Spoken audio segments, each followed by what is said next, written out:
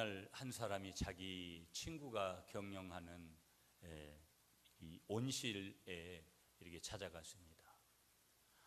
거기 이제 각종 이제 나무들이라든지 화분이라든지 뭐 이런 것들로 이렇게 분재도 돼 있고 그랬는데요.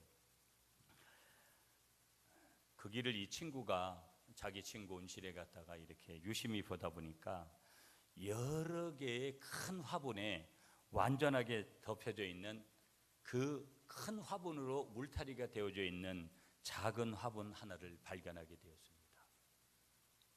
그때 이 친구의 온실을 찾아간 친구가 너무 의아하고 그래서 이렇게 질문했습니다. 왜 이렇게 큰 화분들 주위에 이렇게 쌓아놓고 그 안에다가 이 작은 화분을 이렇게 놓았느냐고. 그렇게 질문을 하니까 이 질문을 들은 친구가 이렇게 답을 해줬어요. 내가 왜 이 작은 화분을 주위에 어둡게 해놓은지 자네가 알겠나? 다시 이렇게 반문을 냈어요.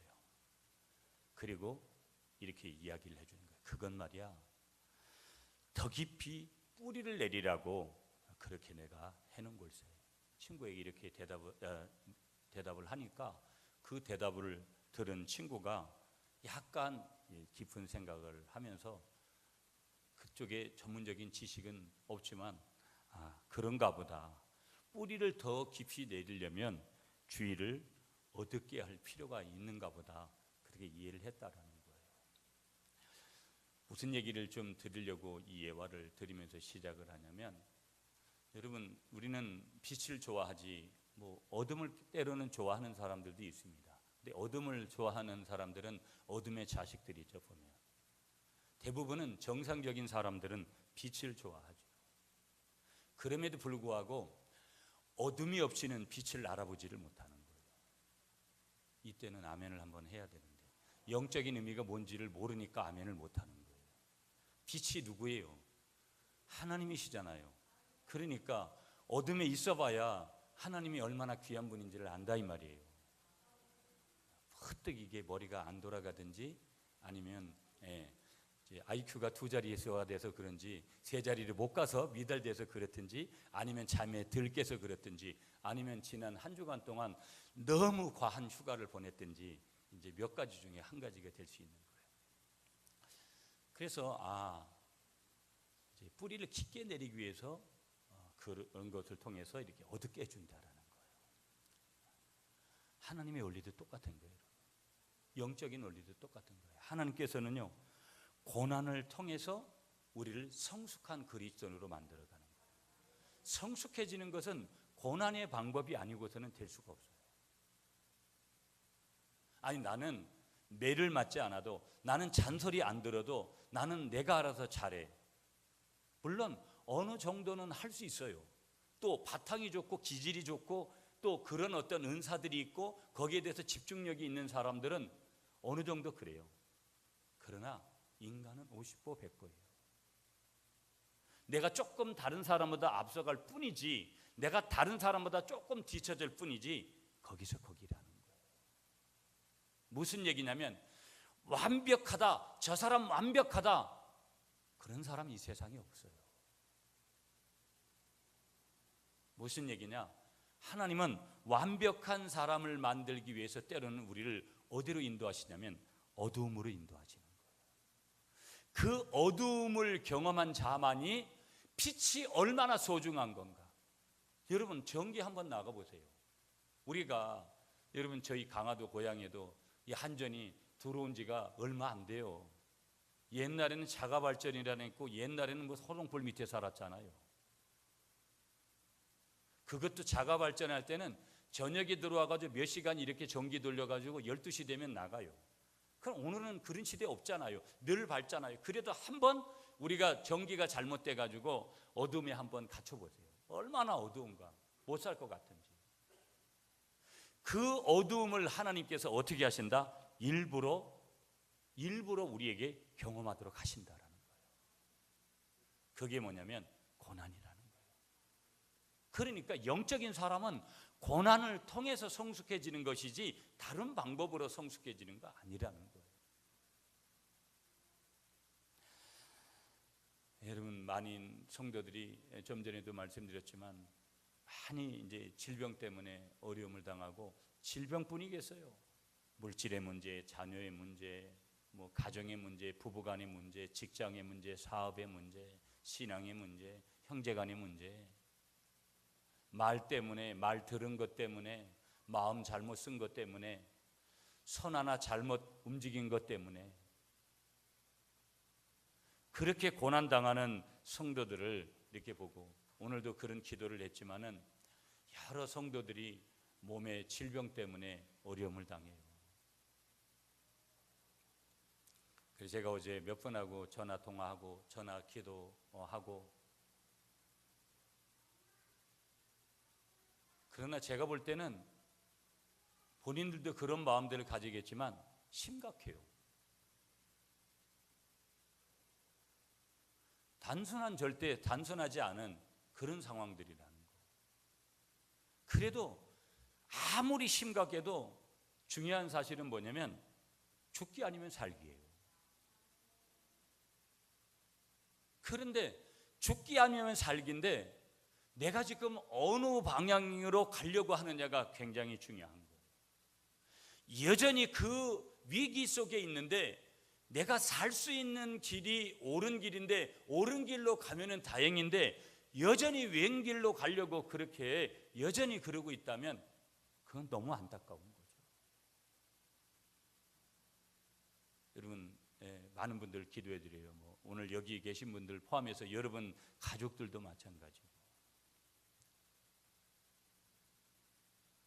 제가 어느 한 분하고 어제 전화 통화를 하고 기도하면서 그랬어요. 이게 내용이 그런 거예요. 보면 여러 가지 병을 진단받은 것도 어려운 건데, 또 어떤 필요한 것들을 했는데 또 다른 장기 이식을 해야 되고, 또 거기에서 오는 여러 가지 합병적인 그런 질병들이 와가지고 제가 그랬어요. 하나님 붙들라고.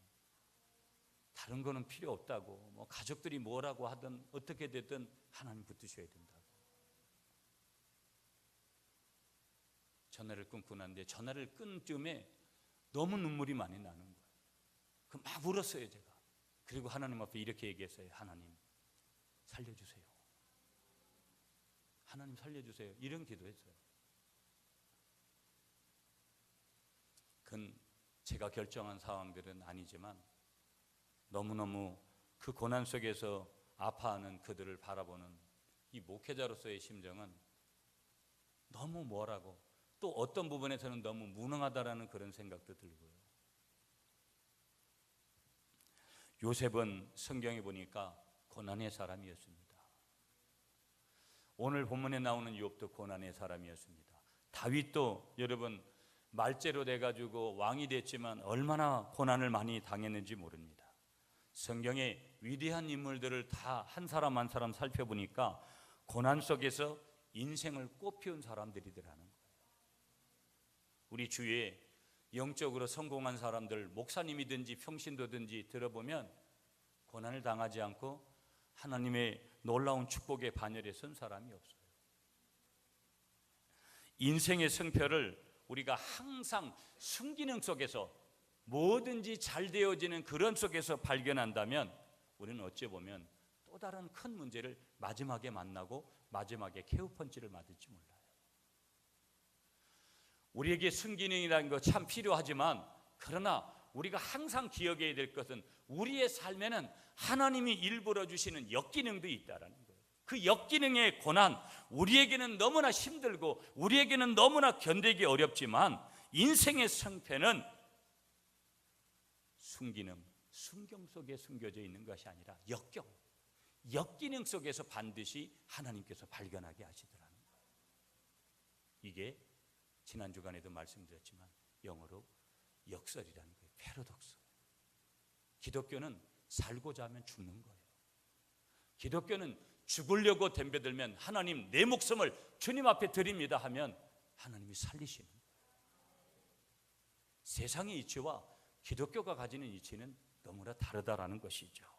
인생의 성패를 우리가 그래서 순기능 속에서 찾으려는 사람들이 있는데, 그러나 인생의 성패는 반드시 뭐라고 성경은 말씀하시느냐, 순기능 속에서 찾는 것이 아니라 역기능 속에서 우리가 찾아야 된다는 거예요. 오히려 고난을 극복하려는 의지와 여부에 우리의 축복과 우리의 미래가 달려있다는 거예요.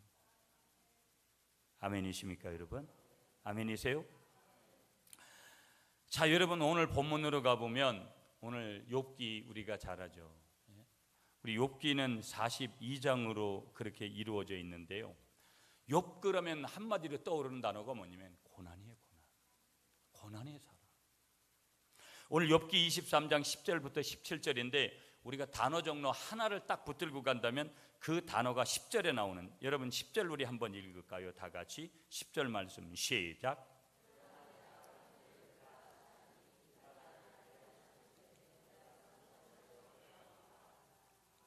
아멘. 자, 여기 순금, 옛날 개역 성경은 정금이라고 그렇게 해석을 했어요. 히브리어 다음으로는 자하부, 골드죠 영어에. 금이에요, 금. 그것도 어떤 금이냐? 순금. 그러니까 완전한 금, 100% 하나님이 인정하는. 그러니까 고난 속에서 뭐가 오는 것이냐? 우리가 하나님 앞에 인정받을 순수한 그 마음이 우리에게 만들어지는 줄 믿습니다. 인간이 가지는 어떤 프로그램, 어떤 구조도 인간을 순수하게 만들지 못해요. 인간은 내가 너를 이해한다, 내가 너를 용서한다 그렇게 해놓고도 한쪽 편에서는 0점 몇 프로를 용서하지 못해서 마지막에는 그걸 반전시켜버려요.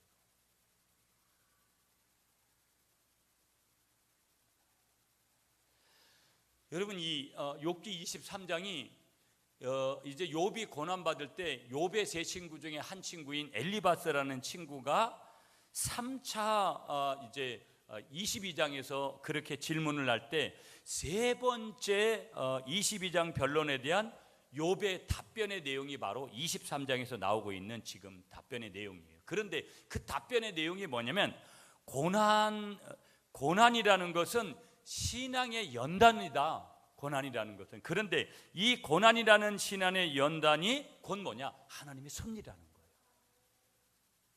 하나님이 나를 일부러 고난을 주신다라는 거예요. 이 단어를 많이 이해 못하는 사람들이 굉장히 많습니다. 여러분, 예수 처음 믿으면 그런 하나님을 내가 왜 믿어? 여러분, 우리 인생살이는 우리 어떤 일들에도 하루도 마찬가지예요. 어떤 일을 할 때는 우리가 동기가 중요해요. 어떤 동기에서 했느냐. 그 다음에 과정이 중요해요. 그 다음에 이제 결론이 중요하거든요. 하나님은 이 세 가지를 다 중요하게 여기시는데 오늘 이 과정이 없는 결과는 절대 없어요. 아무리 동기가 좋아도 과정이 있어야 된다는 거예요. 하나님이 이 과정을 만드시는 거예요. 이 과정 속에 뭐가 있냐면 고난이 반드시 자리하는 거예요. 고난이 없는 과정은 반드시 어떤 때는 마지막에 가서 실패할 수밖에 없는 거예요. 하나님께서 욥에게 지금 이 과정을 주시는 거예요. 그러니까 욥이 뭐라고 대답하냐면 고난이라는 것은 신앙연단이 하나님의 섭니다. 여러분, 내게 고난이 오면 거기에 하나님의 뜻이 있다라는 것을 반드시 믿으시는 여러분이 되시기를 축복합니다. 오늘 나오는 이 순금이라는 자하부라는 히브리어 단어가요, 구약 성경에 390번이나 나와요. 390번. 자, 여러분, 오늘 정금같이 나오는 인생살이에 이런 일이 있다. 10절에 보면 먼저 욥이 이렇게 고백해요. 나의 가는 길을 아시는 하나님이다. 한번 따라하겠습니다. 나의 가는 길을 아시는 하나님. 여러분 보세요. 욥처럼 억울하고요, 욥처럼 무겁고요, 욥처럼 괴로운 고통을 당한 사람이 이 세상에 또 없을 만큼 어려운 고통의 순환을 당했던 사람이 누구냐면 욥입니다. 성경을 한번 읽어보세요. 욥이 자기 생일도 저주하면서 죽겠다고 하잖아요. 그러니까 태어난 것을 후회하는 거예요. 어느 순간에는. 그의 고난은요, 죄인의 고난이 아니에요. 더 큰 문제는 뭐냐? 의인의 고난이었다라는 거예요.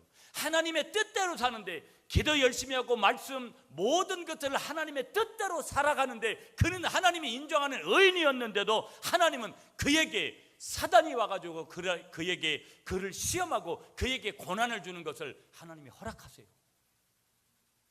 이런 하나님을 우리가 예수 오래 믿어도 예수 오래 믿었기 때문에 이해하기 힘들 때가 있어요. 욥은 정말 잘못된 사람이기 때문에 당하는 고난을 받은 사람이 아니라 의인이었음에도 하나님의 사람이었음에도 하나님의 축복을 받은 사람이었음에도 고난을 받았다라는 거. 무신론 자가 아니에요. 하나님 비방하는 사람 아니에요. 하나님을 경외하는, 하나님을 아주 신실하게 믿는 신앙인이 당한 고난이 바로 누구의 고난이냐? 욥의 고난이에요. 욥의 고난은요, 이유를 알지 못해요. 남의 고난에 대해서 저 사람 하나님 앞에 뭐 잘못해서 그랬다고 너무 율법적으로 그렇게 잣대를 들이대면 곤란해요.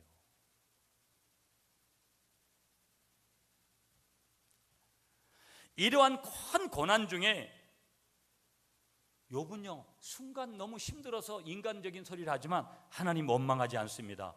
불평을 노려놓지 않아요. 성경을 보면 오직 신앙의 정직한 길을 하나님은 아실 것이다, 그렇게 믿는 고백을 욥이 하나님 앞에, 사람 앞에서 행한 줄 믿습니다.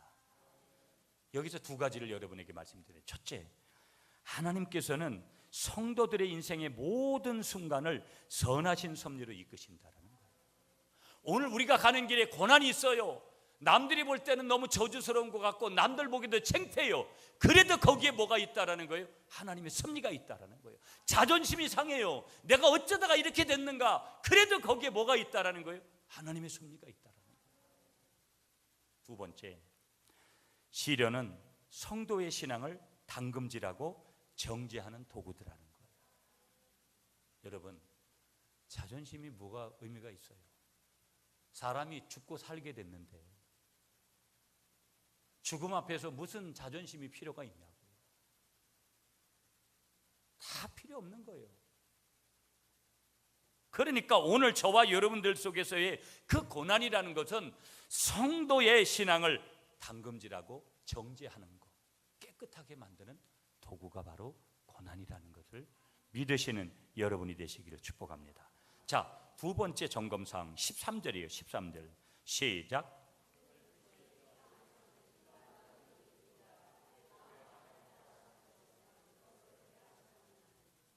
자, 한번 따라하겠습니다. 하나님은 뜻이 변치 않으십니다. 그러니까 하나님은 하나님의 뜻을 이랬다 저랬다 그렇게 하시지 않는다는 거예요. 하나님은 뜻이 변치 않으십니다. 여기 그렇게 말, 그는 뜻이 일정하시니. 여러분, 늘 제가 말씀드려요. 신앙생활도 일정하게 해야 돼요. 뭐 어느 날은 막 그냥 뭐 다 줄 것 같이 그랬다가 어느 날은 또 완전히 그냥 그렇게 갔다. 여러분, 이 조울증 같은 이 기복이 신한 분들은요 별로 그렇게 일정해야 돼요. 일정. 너무 이렇게 오르락 내리락이 심하면 자기도 힘들지만 옆에 있는 사람도 힘들어요. 하나님은 뜻이 일정하시니. 여기 그는 누구냐면 하나님이에요. 야훼. 하나님은 뜻이 변치 않으시더라, 일정하시다라는 거예요. 믿으십니까, 여러분? 그러므로 여러분, 우리에게 주는 메시지 하나, 성도는 하나님의 뜻 앞에 모든 의지와 뜻과 생각을 철저히 굴복시켜야 돼요. 내 뜻이 아닌 거예요. 자아로 살려고 하는 사람들이 얼마나 많은지 몰라요. 아니, 내 안에 엄청난 자아가 있습니다. 그 자아의 뜻을 하나님의 뜻에 굴복시켜야 된다는 이 전투적인 용어입니다, 여러분. 바짝 엎드려야 된다는. 세 번째 14절입니다. 여러분, 14절 시작. 그런즉 내게 작정하신 것을 이루실 것이라. 이런 일이 그에게 많이 있느니라. 그런즉 내게 작정하신 것을 뭐 하신다? 작정하신 거 이루신다. 그 다음에 뭐라 그래요? 이런 일이 그에게 많이 있느니라. 하나님이 이런 일을 많이 하신다라는 거예요. 하나님이 이런 일 많이 하신다.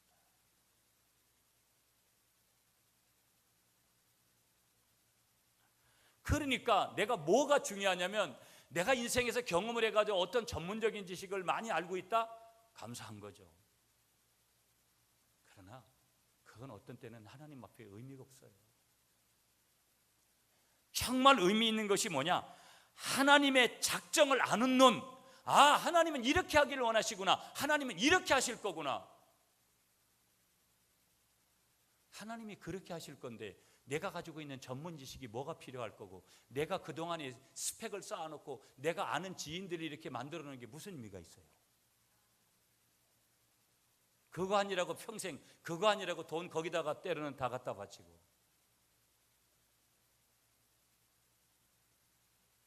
하나님의 작정을 아는 눈이 열려야 될 줄 믿습니다. 그런 길을 알면 너무나 우리 인생살이의 삶은 쉬운 거예요. 하나님의 작정을 아는 눈. 그리고 그걸 알아야지 우리가 주님 앞에 순종하지 않겠어요. 하나님은 맹목적인 순종을 요구하지 않으시거든요. 철저히 질서의 하나님이니까. 그러므로 여러분, 중요한 메시지 하나, 어떤 우리들에게 고난, 어떤 시련이든 그 고통을 받아들이는 마음의 자세가 중요한 거예요. 안 돼, 안 돼 해가지고 그 안 돼 강한 부정에서 오는 분노와 그 모든 것들을 표출할 것이냐, 아니면 하나님의 그 작정, 그 고난 속에서도 나를 향한 하나님의 섭리, 하나님의 계획들을 받아들여서 그 고통에 내 마음속에 수용하는 순간 더 큰 평안을 경험할 것이냐. 그것이 마음에 따라 달라진다라는 거예요. 마음에 따라. 똑같은 뭐예요? 환경에서 똑같은 시련을 만났을 때 이 세상에서 이보다 더 큰 고통은 없고 나보다 더 큰 고통을 당하는 사람은 없다고 생각하는 사람과 나보다 더 어려운 고통을 당하는 사람들이 얼마든지 있다고 생각하는 사람의 태도에서 그 고통의 무게가 엄청나게 다른 거예요. 나만 이 세상에 왜 하필 나만 이런 고통을 당하느냐, 이렇게 생각하는 사람과 이 세상에는 나보다도 더 큰 고통을 받고 살아간 사람이 더 많다고 생각하는 사람, 이 두 사람의 인생의 그 갭은 너무나 크다라는 거예요. 한 사람은 탓만 하고 살겠죠. 한 사람은 그래도 인정하고 감사하며 살지 않겠어요. 누구에게 기적이 일어날 것인가? 그것은 무르나마나 아니겠어요. 그러므로 나보다 더 큰 고통 속에 있는 사람이 수없이 있다고 믿으시는 여러분이 되시기를 축복합니다. 왜? 그것은 사실이니까. 여러분, 목사님들하고 이렇게 만나서 목회 이야기를 하고 때로는 어려운 얘기 하죠. 저도.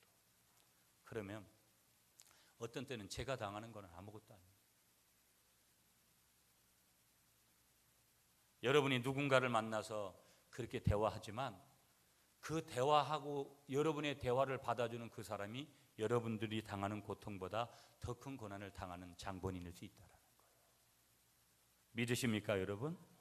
시련을 당할 때 어떤 신앙 고백이 있느냐, 이게 중요한 거예요. 그래서 내가 무슨 일을 만나든지 어떤 상황 속에서든지 내가 하나님을 향해서 어떤 신앙 고백을 지금도 하고 있느냐, 하나님이 나에게 베풀어 준 것의 기준에 따라서 내가 신앙 고백을 한다면 그 신앙은 가짜예요. 참된 신앙이 아닙니다. 그러므로 내가 시험을 당할 때, 내가 시련을 당할 때, 내가 고난을 당할 때, 내가 오래 예수 믿고 내가 오래도록 영적으로 지금 바로 살도록 그렇게 하는 가운데 내가 시험을 당할 때 어떤 신앙 고백을 내가 할 수 있느냐에 따라서 시험과 고통이 축복이 될 수 있고 견딜 수 없는 고통과 절망이 될 수도 있다라는 거예요. 여러분, 나의 고백에 따라서 이 고난이 축복이 될 수도 있고 고통과 절망이 될 수 있다라는 거예요. 사도 바울은요, 하나님께서 육체의 가시를 주잖아요. 육체의 가시가 간질병이다 아니면 안질이다 뭐 여러 가지 해석을 해요. 그런데 이 사도 바울은 자기의 약함을 자랑해요. 그 약한 것 때문에 두 가지를 고백해요. 첫째는 그리스도의 은혜가 내게 온전히 임했다. 내가 약해 보니까 하나님의 100%의 은혜가 내게 오는 것을 느끼게 되었다. 두 번째, 그리스도의 능력이 내게 머물게 됐다. 내가 약하니까 내 속에서 그리스도의 능력이 나가게 되더라. 그걸 고백해요. 내가 많아 보세요. 내가 다 하는 줄 알죠. 내가 대단한 줄 알죠. 내가 건강한 것마저도 내가 건강 그걸 갖다가 만든 줄 착각을 한다고요. 내가 반대가 되보세요. 약해지면 약해져서도 모를 때가 있지만 약해져서 사도 바울과 같이 두 가지 그리스도의 은혜가 내게 임하는 것을 경험하고 그리스도의 능력이 내게 머물게 되는 고백을 할 수 있다면 그 사람이 예수의 사람 아니겠어요? 아멘이시죠 여러분? 아멘이시죠? 우리가 건강할 때 하나님께 감사하고 편안하고 사업이 잘 발전할 때 즐거워하는 것이 당연한 일이지만 건강하지 못하고 사업이 부진하고 여러 가지 시련으로 인하여 깊은 고통에 골짜기를 헤매면서도 하나님을 찬미하고 감사의 조건을 찾을 뿐더러 시험을 연단을 축복으로 받아들이는 신앙의 고백을 한다면 그것이 곧 우리에게 있어서 가장 큰 은총 속에 살아가고 있다는 증거라는 것을 믿으시기 바랍니다. 아픔과 고통, 시련과 실패 속에 하나님의 더 큰 은혜의 요소가 있다는 사실을 잊어서는 안 되는 거예요. 왜? 하나님은 일부러 우리에게 고난을 주시는 분이니까. 여러분, 우리가 너무 편안하게 안일한 길을 가보세요. 하나님이 그냥 내버려두면 그 하나님은 우리를 사랑하시는 거 아니에요. 나는 뭐 별리 이 정도 하면은 되는 것 같아요. 이 정도쯤 그러면 이미 벌써 타락한 거예요. 하나님은 타락은 죄이기 때문에 타락한 하나님의 자녀들을 그냥 내버려 둘 수가 없어요. 그래서 하나님이 쓰시는 건 뭐예요? 고난이죠. 고난 이외의 방법은 줘가지고는 절대 먹히지를 않습니다. 인간의 속성이.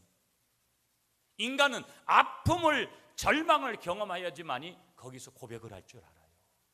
하나님 내가 죽어요. 하나님 나를 살려주세요. 이게 인간이에요. 이게 저와 여러분들이라는 거예요. 이 세상 그 누구를 생각해 보아도 오늘 본문에 들어가면 욥과 같은 고난을 당한 사람은 없다고 보여져요. 욥기를 한번 읽어보시면 그건 다 이구동성으로 야, 이 사람은 나보다도 더 심하네, 그런 심한 고난을 당한 사람이구나 반드시 알게 돼 있어요. 성경을 안 읽으니까 문제지. 욥처럼 억울한 고난을 당한 사람이 어디 있겠어요? 욥처럼 무거운 시련을 당한 사람이 어디 있겠으며 욥처럼 괴로운 고통을 당한 사람이 이 세상에 또 없을 정도로 욥은 어려운 고통을 당한 사람이에요. 여러분, 욥기 1장에 가보시면 시간이 없기 때문에 우리 못 가는데, 여러분 아들 7명 있었고 딸 3명 있었는데 다 죽었습니다. 하나님이 그 하나님의 자녀가 그 의인의 자녀 10명이 죽는 걸 허락하셨어요. 여러분 거기 1장에 가보면 양이 7,000마리고 낙타가 3,000마리고 소가 500마리고 나귀가 500마리인데 싹 없어지도록 하셨어요. 그리고 욥은 병들어 가지고 아내가 하나님 저주하고 죽으라고, 그리고 떠나버렸어요. 우리가 이쯤 되면 웬만하면 다 하나님 버리고 도망갈 거예요. 그런데 보세요, 그는 이런 고백을 하는 거예요. 자, 우리가 3가지 욥의 고백을 듣습니다. 오늘 첫 번째 10절입니다. 다시 10절 시작.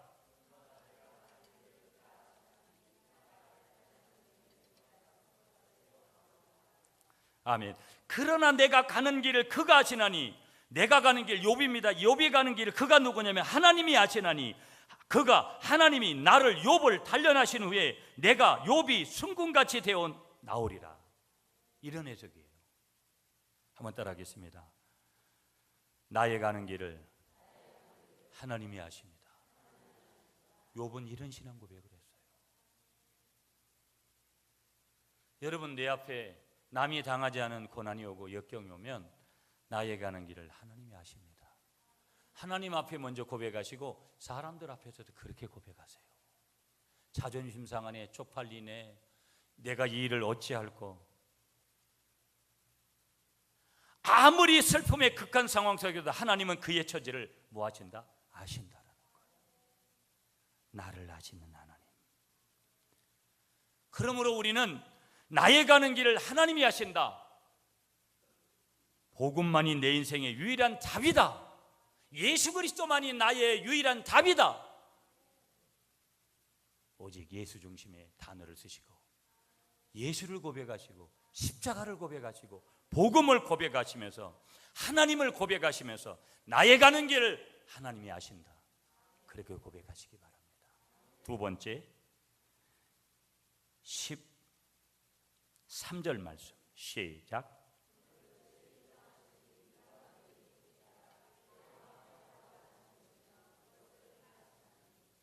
아멘. 욥은요 두 번째 신앙 고백이 13절에 나오는데 이런 시련 가운데서도 하나님의 뜻이 일정하셔서 하나님은 변치 않은 분이다. 이렇게 고백하세요. 한번 따라하겠습니다. 하나님의 뜻이 일정하시고 하나님은 변치 않으시는 분이다. 아멘이십니까 여러분? 내가 어려운 가운데서도 예수 믿는 기독교는 내가 잘 될 때 하나님 앞에 영광을 돌리고 하나님 앞에 모든 것 감사하는 건 당연한 거예요. 그러나 내가 도저히 이해가 안 되는 그 순간, 그때가 참 종교고 그때가 참 신앙을 발견하는 순간이고 내가 참 예수쟁인지를 분명하게 볼 수 있는 순간이에요. 그때 욥은 이런 고백을 한 거예요. 하나님은 뜻이 일정하셔서 변치 않으시는 분이야. 그렇기 때문에 나를 반드시 이곳에서 건져주실 거야. 그 다음 물음표에 이 고백이 있었던 거예요. 마지막 한 가지 여러분 14절입니다. 시작.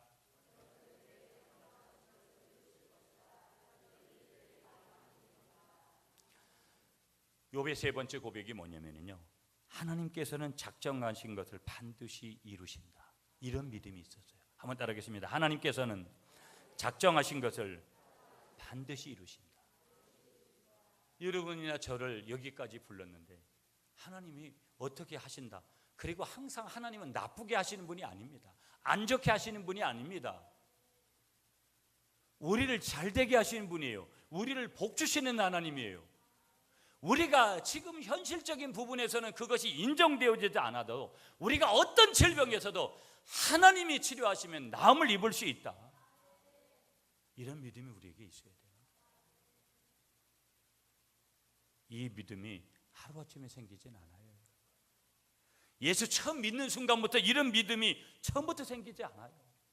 하나님, 그럼에도 불구하고 순간순간 우리에게 다가오는 여러 가지 상황과 여러 가지 고난 속에서 우리가 하나님에게 그 믿음을 구하고 하나님의 은혜를 구하면 반드시 하나님은 저와 여러분들에게 이런 믿음도 주시는 줄 믿습니다.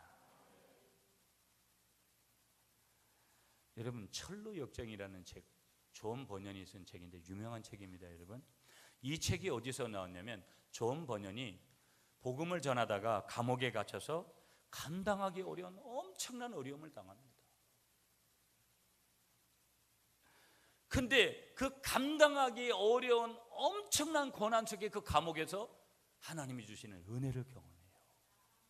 하나님은 감당할 시험밖에 우리에게 주신 일이 없다 그랬잖아요. 또 피할 길을 주신다고 했잖아요. 그 감옥에서 너무나 힘든 날을 보냈는데 거기서 은혜를 받고 그 다음에 나온 책이 뭐냐면 철로 역정이라는 책이에요. 우리가 잘 아는 대로 영국에서 성경 다음으로 읽혀졌고, 여러분 그 책이 얼마나 유명한 책인지 지금도 저에게도 몇 권이나 있는데 그 책이 옛날 버전하고 뭐 출판사별로. 말씀을 정리할게요. 여러분, 뜨거운 8월을 보내고 이제 아마 가을로 접어갈 것 같아요. 날씨들이 어느덧 2017년도도 8월을 지나 이제 가을 가면 이제 곧 겨울 오겠죠. 또 한 해가 갑니다. 우리의 삶의 자리들 여러 가지 어려움, 날 못할 그런 고민들 많이 있습니다. 나라를 보면 참 어지럽고 어려운 가운데 있습니다. 이거 어떻게 될 건가? 여러분 뉴스를 계속 유심히 보시는 분들은 심상치 않다라는 그런 부분들도 분명히 감지합니다. 한국 교회를 보고 여러 가지 삶의 현장들을 보면 답답한 일들이 참 많이 있습니다. 그럼에도 불구하고 희망을 어디에서 찾아야 될 건가? 우리는 주님 앞에 찾아야 됩니다. 하나님 앞에 찾아야 됩니다.